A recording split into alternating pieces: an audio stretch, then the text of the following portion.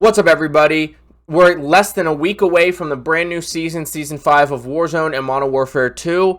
It's probably like our second to last season before we get Modern Warfare 3 coming out.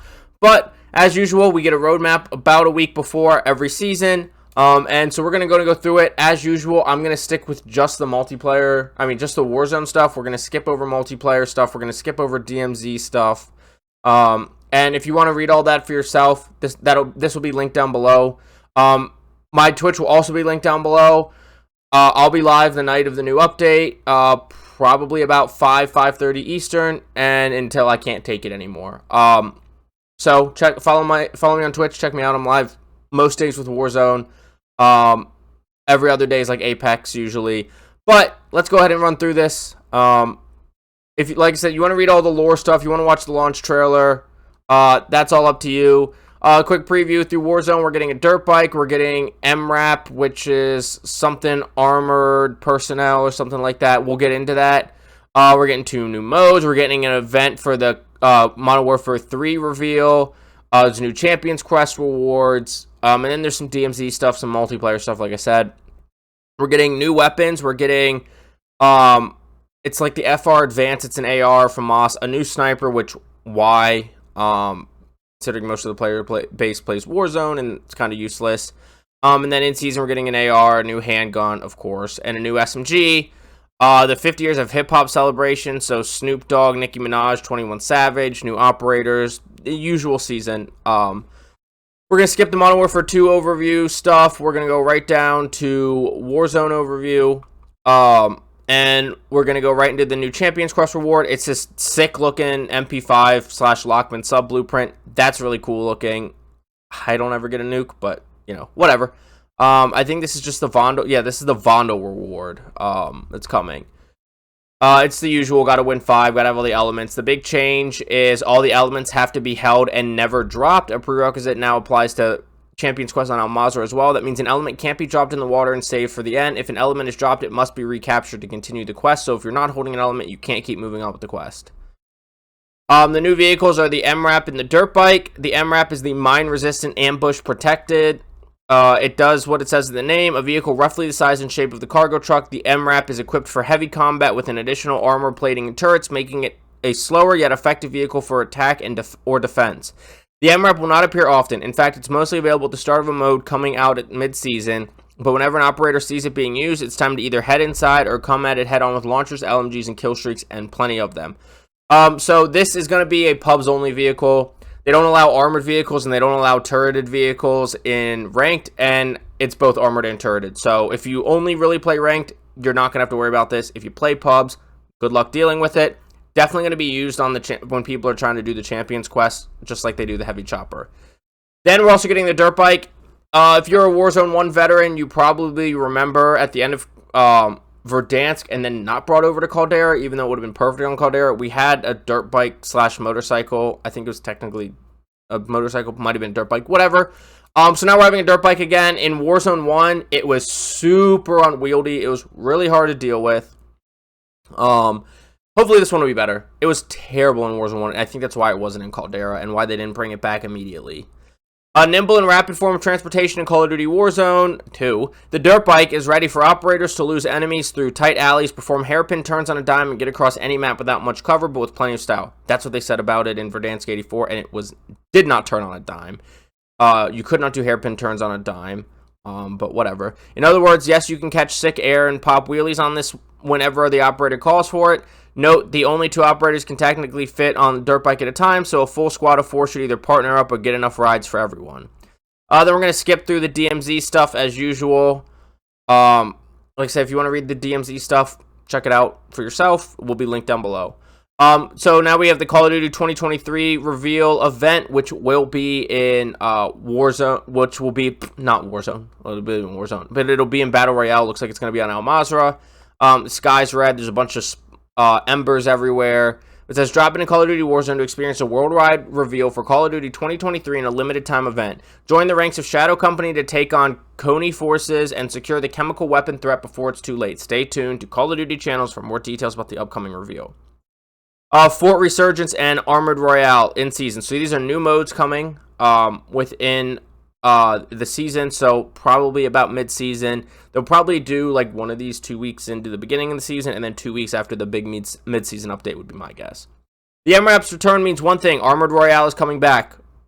I remember Armored Royale, so it's going to be the same. If you remember it from Warzone 1, it'll be the same. I'm sure we're going to have more details coming. But reinforce your squad in this Battle Royale with a big difference. You're dropping onto your own MRAP, and it's up to you to use, fortify, and repair this hulking vehicle with its turret, protective shielding, and mobile buy station, while cutting through rivals operating their own behemoth truck. So in Warzone 1, if you remember it, they had armored Berthas with turrets on it, and there was a little store on the back where you could buy UAV for the truck, you could upgrade the truck. It was interesting. Never really played it much. Wasn't really my thing, but it was interesting for sure. It says expect this mode to be available during Season 5 as well as a new one, Fort Resurgence. Slice of Mazrah, specifically the Al Bagra Fortress and its greater surroundings, will be added to the Resurgence map rotation in Season 5.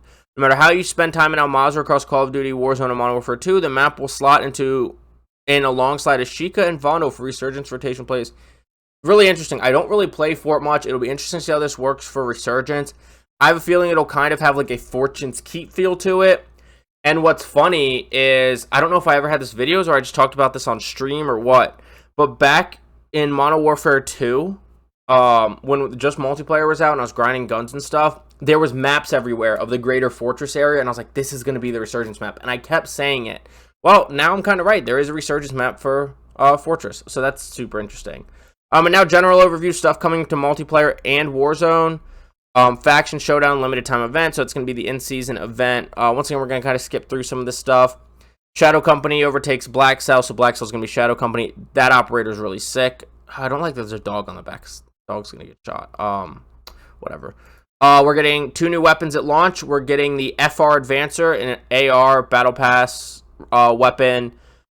Hopefully this is the first Battle Pass weapon unlock, because I don't really care about the new sniper. But with a blinding fire rate and exceptional maneuverability in the right hands, this aggressive bullpup rifle can dominate the battlefield. The fast-firing bullpup rifle is a mid-range behemoth that can neutralize targets quickly within a few dozen meters. Trained operators will know how to master the recoil pattern and tame its high fire rate. That may involve a trip to the gunsmith, but no matter what, it's a solid Battle Pass solution that is free for all those who earn this HVT, high-value target, in the Battle Pass sector. It will put it in competition with other fast-firing assault rifles in its category, so like the Chimera M13. So operators that appreciate those should give the FR Advancer a test in the firing range, at the very least in Season 5. So it's a FAMAS, it's the FFAR, whatever you want to call it, but it's going to operate probably what it sounds like the Warzone FFAR. Hopefully it's not so broken that it replaces SMGs like it did for a little while in Verdansk, but high rate of fire, somewhat difficult recoil, mid-range behemoth, quickly neutralize targets quickly. It sounds like it's the FFAR. So it will be interesting if it operates like that. Then we have the new sniper rifle coming at launch, the Carrick 300. The semi-auto bullpup, which is interesting for a sniper rifle. Sniper rifle features an exceptionally high fire rate and a unique design for best-in-class handling and stability when on the move. Built for the operator that claims they are a sharpshooter, it's free for everyone in Season 5 through the Battle Pass, so time to see if the skill matches the talk. The Carrick 300 is a true sniper rifle with a semi-automatic bullpup design. Effective even at longest ranges, all it requires is an operator who can take a deep breath, keep calm under pressure, and line up a shot to the head or the upper chest. That's going to be for multiplayer. If you play Warzone, you already know.